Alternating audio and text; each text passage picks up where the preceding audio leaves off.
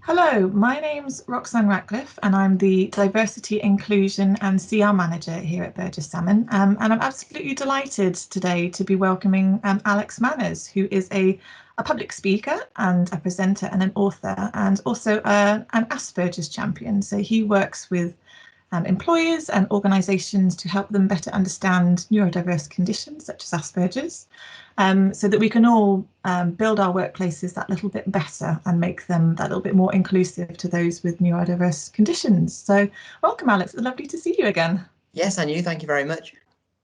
So Alex came to Burgess Salmon recently and ran a firm-wide learning session on his life living with Asperger's and gave us some really good advice about how to best sort of set up our workplace and our work processes as well to be welcoming to those with conditions such as his.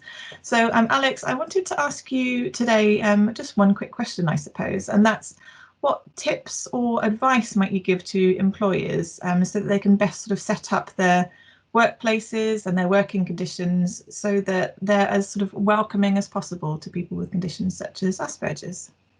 Well, I think there's a few things that you can do to ensure that your workplace is set up to better enable and support somebody with Asperger's and autism. I think one thing is by having a quiet space that person can go to if they feel anxious or stressed or they feel like they need a little bit of time out. Another thing is having at least one person within that workplace or environment that the person with Asperger's or autism can know they can go and speak to if they've got any worries or if they've got any struggles. That can be maybe a mentor or just someone who they're friendly with, or even somebody they can reach on the phone. Okay. And then allowing rules to be adapted to suit the individual's needs. So, for example, if an individual doesn't like sitting on a desk that's by a window because there's too much light coming through, then allowing them to sit on a desk that's further away from the window so they don't get all that sensory information is really important. So just adapting the rules for each individual is really, really important. And I think one final thing that's really important is having a structured environment. So having the same desk every single day, going for lunch at the same time, that can be really important because it can give the individual structure so they're not worried about changes too often. So those are just some things that you can do to ensure that, an individual with Asperger's can function a lot better in a workplace environment. It's really interesting, isn't it? Because I think lots of businesses are working to try and kind of create flexible working spaces with maybe hot desking and people using different, environments each day. So actually that's a really useful point to consider, that actually that kind of conformity or having that familiarity of your space and knowing that it's yours and it's set up the way that you want it is actually going to make a really big difference in this instance. Yes, So I that's, think it will. yeah.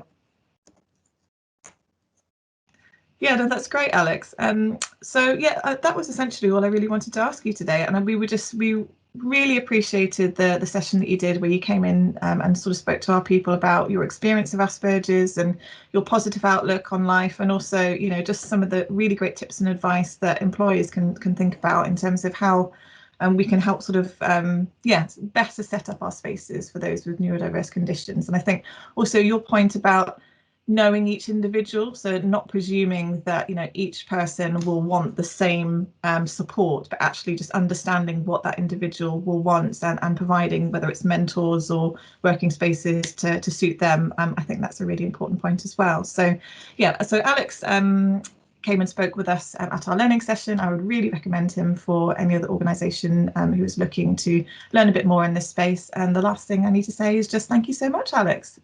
Thank you. I thoroughly enjoyed coming in and presenting for you. That's great. Thanks.